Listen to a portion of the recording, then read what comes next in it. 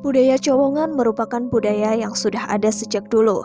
Budaya Cowongan ini merupakan salah satu tradisi ritual yang dilakukan oleh masyarakat zaman dulu untuk meminta turunnya hujan ketika sedang kemarau panjang. Ritual tersebut dilakukan dengan serangkaian tirakat yang harus dilakukan dengan sempurna. Dan ini merupakan salah satu padepokan yang berada di Kabupaten Banyumas yang sering mengadakan pertunjukan tentang budaya Cowongan. Padepokan ini bernama Padepokan Cowong Sewu milik seorang seniman bernama Abah Titut Edi Purwanto. Banyak masyarakat menganggap Cowongan ini memiliki unsur mistis yang menyimpang dari ajaran agama. Apakah hal tersebut benar adanya? Mari kita ulik bersama.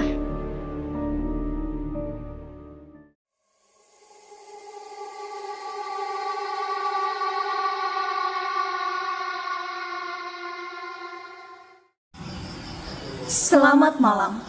Anda memasuki dunia siasat. Kali ini kami akan menjelajahi salah satu budaya legendaris yang ada di Kota Banyumas, yaitu budaya Cowongan. Dan kali ini kita sedang berada di salah satu padepokan di Kabupaten Banyumas untuk menelusuri lebih dalam terkait budaya Cowongan. Penasaran? Pasti penasaran. Yuk ikuti perjalanan kita untuk mengetahui lebih dalam terkait dunia Cowongan. Hanya ada di dunia siasat. Yuk, let's go.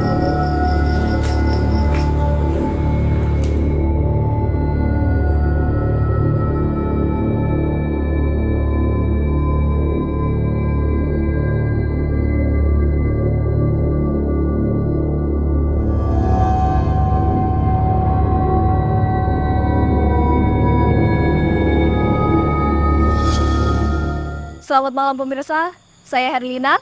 Saya Febian Brazzer. Kali ini kita sudah bersama salah satu pewaris dari budaya Cowongan, yaitu ada Abah Titut Edi Purwanto. Selamat malam Abah. Selamat malam. Gimana nih Bah kabarnya malam ini? Alhamdulillah sehat walafiat, menikmati hidup ini dengan penuh nilai keindahan. Masya Allah. Nah, kita bersama Abah nanti bakalan mengupas tuntas apa itu budaya Cowongan. Dari Febi sendiri nih, Mbak, saya ingin bertanya tentang budaya Cowongan tersendiri itu dari zaman kapan, Mbak, kira-kira? Tidak ada yang pernah tahu yang jelas sejak zaman adanya petani mengalami kemarau panjang. Jadi dalam bahasa Jawa Banyumas itu di saat terjadi mangsa ketiga dawa. Dalam bahasa Indonesia mangsa ketiga dawa adalah kemarau panjang. Baik, berarti budaya Cowongan itu ada karena kemarau panjang. Kemarau panjang dan yang mengadakan adalah petani. Oke, berarti tokoh utama itu petani ya? Tokoh utamanya petani tanah Tegalan atau tada hujan. Baik, berarti tanggapan Mbah sendiri terhadap budaya Cowongan zaman dulu seperti apa? Sebenarnya petani ini sangat indah dalam komunikasi dengan alam dan komunikasi dengan semesta atau komunikasi dengan penguasa langit bumi. Di saat kemarau panjang, petani ini resah gelisah. Akhirnya menemukan sebuah konsep di mana harus ada diskusi dengan penguasa langit alam semesta ini. Dengan cara apa? Dengan cara menyusun kata-kata yang indah. Akhirnya menemukan doa, menyusun kata-kata indah untuk komunikasi agar penguasa langit segera turunkan hujan. Menemukan kata-kata Cowongan dengan upacara sebuah ritual itu dengan menggunakan tempurung kelapa. Ya, menarik sekali ya. Ya. Ngomong-ngomong soal budaya Cowongan itu kan dulunya sebagai ritual ya, Bah. Nah, untuk rangkaian ritualnya sendiri itu gimana sih pada zaman dahulu, Bah? Menurut konsep-konsep para orang pendahulu yang melakukan upacara ritual Cowongan, Wong Abah sendiri kan tidak menjamani upacara ritual itu. Jadi hanya dengar dan pertanyaan demi pertanyaan bahwa dulu itu ritualnya menggunakan siwur atau gayung yang sudah digunakan, dan itu dipoles dengan apu enjet warna putih, lalu dicoang-coeng dengan arang dari kayu jati. Makanya karena coang-coang itu menyerupai wajah perempuan yang diharapkan menjadi bagian gambaran dari bidadari. Itulah disebut namanya cowongan karena dicoang-coeng. Saya ingin tahu nih Mbah Slav, tentang boneka cowongan tersendiri itu seperti apa ya Mbah? Sebenarnya boneka cowongan itu kalau yang untuk ritual itu tidak dihias, jadi hanya siwur atau tempurung kelapa yang menjadi gayung itu dipolesi dengan apu enjet. Lah itu baru-baru dicoang-coeng sama arang kayu jati, menyerupai bentuk perempuan, wajah perempuan, itu yang dinamakan cowongan. Itu untuk ritual. Nah, kalau Abah Titut itu membuat cowongan sebagai seni pertunjukan, maka saya buat menggunakan gayungnya menggunakan cat. Ini cat putih, lalu dicoang-coeng pakai warna hitam menyerupai wajah perempuan. Rambutnya ini saya buat karena untuk pertunjukan. Lebih indah lagi, ini yang sudah ini yang diupdate sudah ya, untuk Pak? pertunjukan. Ini Betul. ya, itu. Sudah dilihat. Ya, ini. Jadi bedanya untuk pertunjukan dan untuk ritual pakaiannya pakai jerami atau rumput-rumput yang kering. Nah, kan untuk pertunjukan jadi pakai baju seperti penari atau bidadari kan begitu. Oh, ini Nah, menggambarkan bidadari, gitu, dewa dewi. Nah, untuk cowongan sendiri itu kan ada doa-doa untuk ritualnya ya Mbah. Nah, itu tuh maknanya apa ya Mbah? Sebenarnya makna dari ketertarikan Abah Titut untuk mengangkat cowongan menjadi seni pertunjukan karena di dalam doa atau mantra-mantranya itu mengandung nilai kasih sayang. Jadi mengandung nilai kasih sayang antara sesama alam dan Tuhan. Disitulah letak daripada konsep-konsep leluhur itu mengarang doa menjadi sebuah nilai keindahan tentang kasih sayang. Gitu. Jadi seperti itu pemirsa. Kan Mbak Tito udah tuh kayak punya terinspirasi untuk mengadakan hadirnya pertunjukan budaya cowongan. Sebenarnya apa sih latar belakang Mbak Titut mengadakan pertunjukan itu? Sebenarnya karena keinginan saya itu agar anak cucu orang Banyumas atau orang Indonesia itu menghargai sebuah karya-karya yang diciptakan oleh para leluhur pendahulu-pendahulu kita, karena budaya itu diciptakan hanya satu, punya keinginan leluhur itu ingin anak cucunya selamat. Itu. Jadi doa-doa itu sebagai sastra lesan agar tidak punah, tidak hilang begitu saja. Jadi saya buat konsep terangkat menjadi seni pertunjukan yang tadinya ritual menjadi seni pertunjukan. Jadi ada penari dewa dewi, ada penari punggawa, ada penari alam-alam liar seperti jin, setan atau gendurwo. Itu saya buat gambar sebagai penari. Itu. Jadi seni pertunjukan. Ada musiknya, bisa pakai gamelan, bisa pakai calung, bisa pakai band, itu drum, bisa pakai kentongan, bisa pakai genjring atau rebana. Itu konsep sebenarnya sebuah kolaborasi karya seni, dan itu melibatkan penari yang banyak menjadi tarian kolosal cowongan begitu. Tarian kolosal cowongan. Keren banget ya pemirsa. Kolaborasi dalam sebuah karya seni.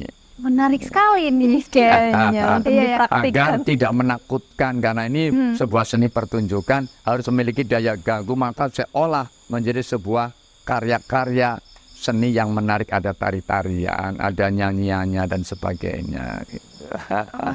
Oke. Nah, untuk Padepokan ini sendiri sih Bah, itu didirikan kapan sih Bah? Sebenarnya mengalir saja, didirikan atau tidak didirikan itu sudah lama, sejak tahun 2006, sejak saya menempati tempat ini. Istilahnya itu kawan-kawan, teman-teman seniman mengatakan, wah ini kayak Padepokan, ya udahlah diberi nama saja Cowong Sewu gitu. Jadi kalau Cowong Sewu itu nama sebuah kegiatan grup daripada kegiatan cowongan, namanya Cowong Sewu. Agar memiliki daya ganggu, kalau mendengar, oh Cowong Sewu, jadi ada daya ganggu, daya pikat, daya tarik. Baik pemirsa, ini adalah beberapa karya Abah Titut Edi Purwanto yang menurut saya cukup menarik ya. Di sini ada nenek-nenek, ada tai lalat juga. Lucu sekali di sini. Kayak bidadari gitu ya. Betul. Pakai kebaya juga. Iya, ini saya gunakan hijab. Iya, Mbak Titut, bagaimana nih menurut masyarakat setempat terkait budaya Cowongan tersendiri? Dan bagaimana respon Abah Titut kepada masyarakat tersebut? Sebenarnya sesuatu yang baru biasanya itu ada yang terganggu, kaget. Iya. Itu berarti sebuah keberhasilan seorang seniman membuat karya.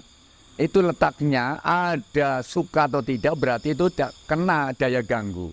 Jadi sebuah karya seni itu harus memiliki daya ganggu. Daya ganggu itu terkesan, kepikir, dan akan orang itu kepikiran terus. Waduh, ini ada apa? Ini ada apa? Betul. Nah, bagi Abah ini untuk membuat karya ini cukup berhasil karena mereka pada terganggu. Nah, responnya apa? Ya terima kasih Tuhan. Nah, bahwa ini ternyata mengganggu juga pada saudara-saudaraku di sekitarku di sini. Pengecoh ya, Pak. Akhirnya suka dan tidak suka akan terjadi. Tapi lambat laun seiring waktu orang jadi tahu ternyata adalah seni sebuah nilai kasih sayang gitu. Alhamdulillah respon lingkungan, keluarga, para tetangga, saudara-saudara sudah merespon dengan baik sampai sekarang. Alhamdulillah ketika saya melakukan kegiatan pertunjukan Cowongan di lapangan, baik di hamparan luas itu, alhamdulillah yang hadir ribuan. Masya Allah ya. Ya, berarti ini ada apa? Ada sebuah nilai-nilai positif karena Cowongan itu adalah karya petani. Petani yang seniman, seniman yang petani. Jadi ini kegiatan Cowongan itu saya angkat karena apa? Keprihatinan kita, keprihatinan Abah Titut itu tentang dunia pertanian. Jadi petani itu memang orang yang sangat dekat dengan alam dan dekat sekali dengan penguasa semesta ini, yaitu dekat sekali dengan Tuhan. Jadi ketika mau melakukan sesuatu pasti berdoa dan bersyukur pada Tuhan. Nah, ketika kemarau datang, resah, gelisah karena makanan sudah kurang, tanaman, tumbuhan, sayur dan buah-buahan sudah mulai mengering tanpa ada saripati yang bisa dinikmati oleh masyarakat atau penduduk di muka bumi ini. Maka leluhur mengarang tembang-tembang doa untuk komunikasi dengan Tuhan. Saat itu belum ada ajaran agama yang masuk, maka komunikasi itulah yang menjadikan sebuah nilai, dan itu mesti tokoh-tokoh atau pemuka-pemuka saat itu orang yang terpilih dari alam dan terpilih dari Tuhan untuk membuat sebuah konsep-konsep nilai sastra yang indah, tembang-tembang dan doanya gitu. Baik, Masya Allah. Jadi petani kita ya, petani orang Indonesia secara umum, secara khusus juga menjadi seorang seniman karena dia tidak belajar di perguruan tinggi. Dulu kan belum ada perguruan tinggi, dia Betul, sudah betul. komunikasi dan alam dengan membuat sebuah tembang-tembang yang penuh dengan nilai sastra yang indah. Kalau boleh tahu tembang-tembangnya itu seperti apa, Mbah? Sulasi Sulandana kukus menyan ngundang dewa, anak dewa dening sukma widadari temuruna widadari temuruna. Keren banget nih pemirsa. Ya itu. Terus ada tambahannya, runtung-runtung kesanga sing buri garian lima leng leng kuleng kulenge banyu masang gelang gelang nglayoni putri angungku cek incek raga Bali rog-rog asem kami lega. Wahai saudaraku, berbanggalah engkau, nenek moyang kita, seniman besar. Untuk Abah. Karya-karyanya tentang kasih sayang, karya-karyanya tentang cinta kasih antar sesama, alam dan Tuhan sebagai ikatan tentang kasih sayang, sebagai ikatan tentang kasih sayang. Tepuk tangan dong. Itu jadi nilai sastranya yang sangat indah. Itulah yang membuat Abad itu tertarik untuk mengkonsep bersama ibu, bersama istri, angkat sebagai seni pertunjukan agar tembang-tembang ini tidak punah dan menjadi sebuah nilai keindahan buat anak cucu bahwa nenek moyang kita seorang petani yang punya karya besar. Jadi nelayan kalau mau menelayan, mau di bahterahnya dalam sebuah kehidupan di laut juga mesti berdoa dan dia punya tembang-tembang doa-doa juga. Jadi petani itu petani air tawar, petani air asin, dan petani tanaman ini juga semua punya tembang-tembang dan doa. Betapa indahnya hidup di Indonesia karena sastranya sangat luar biasa dan petani ya seniman, seniman ya petani. Masya Allah. Itu jadi aslinya tidak seperti itu liriknya nadanya, tapi sulasi sulandana kukus menyan ngundang dewa ana dewa dening sukma widadari temuruna, cuma itu tak ubah jadi sulasi sulandana itu untuk daya Jadi pikat saja. bersyair Iya, ya. bersair. Iya. Betul. Nah, keren. Ternyata di balik itu mengandung nilai-nilai kasih sayang Nilai ya, Pak. kasih sayang antar sesama alam dan Tuhan itu. Karena bumi itu kering, tidak menumbuhkan tanaman, ketika turunkan air hujan dari langit, maka tanaman tumbuh-tumbuhan akan subur kembali demi kehidupan saripatinya untuk manusia.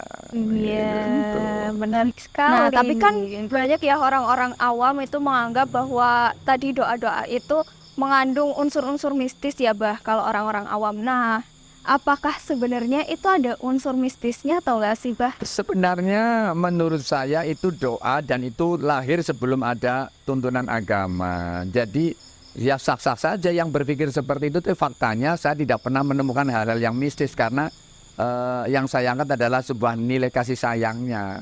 Jadi di situ ada letak sebuah komunikasi yang sangat indah. Jadi selama ini tidak ada unsur-unsur mistis yang saya rasakan, tapi alhamdulillah menjadi sebuah karya, sebuah tari-tarian bidadari, tari-tarian dewa-dewi, tari-tarian para punggawa, tari-tarian alam-alam gaib seperti jin, setan, dan sebagainya. Saya gambarkan sebuah pasukan langit yang ikut sama-sama berdoa, sebuah nilai kebersamaan. Ya, barangkali ada kurang jelas, saya mohon dimaafkan. Yang jelas saya sebagai pelaku seni ini bukan cita-cita tapi mengalir saja. Dan leluhur telah mati tapi karya tak akan pernah mati. Dan kita adalah pewaris tunggal dari karya-karya leluhur. Oke, tadi kita udah berbincang-bincang banyak ya terkait budaya Cowongan itu sendiri. Nah, menurut Abah Titut, apa sih manfaat atau tujuan dari diadakannya pertunjukan budaya Cowongan dan pesan dan kesan untuk anak-anak muda di zaman sekarang ini gimana, Bah? Sebenarnya dengan adanya pertunjukan Cowongan, saya punya harapan anak cucu bisa kumpul di lapangan dan saya memberikan informasi tentang dunia pertanian. Karena mestinya kita membaca kembali peristiwa-peristiwa alam yang ada menjadi sebuah nilai dalam hidup. Ketika kemarau panjang, jelas tidak ada tumbuhan yang tumbuh. Maka dengan adanya Cowongan mengingatkan bahwa anak cucu harus bersyukur bahwa kita dilahirkan di negeri yang sangat indah. Hutan yang hijau, gunung yang menjulang tinggi, samudra yang luas, hamparan sawah yang padinya menguning. Betapa indahnya air, ribuan mata air mengalir. Nah, tujuannya adalah agar anak cucu kembali kepada konsep utama, yaitu kita negeri agraris. Tanah yang sehat, bumi yang subur, mari kita jaga demi ketahanan pangan. Dan kita harus bersyukur bahwa negeri kita sangat indah, berbagai macam corak, ragam budaya yang sangat indah. Kalau budaya? lestari. Leluhur bisa mati, karya takkan pernah mati. Dan kita sebagai pewaris tunggal dari karya-karya leluhur. Salam budaya. Lestari.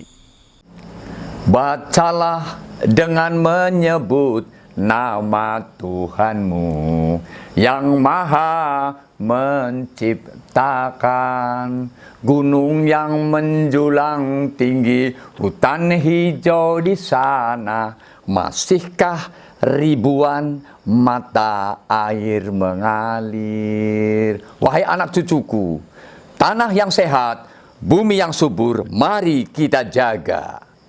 Salam budaya lestari.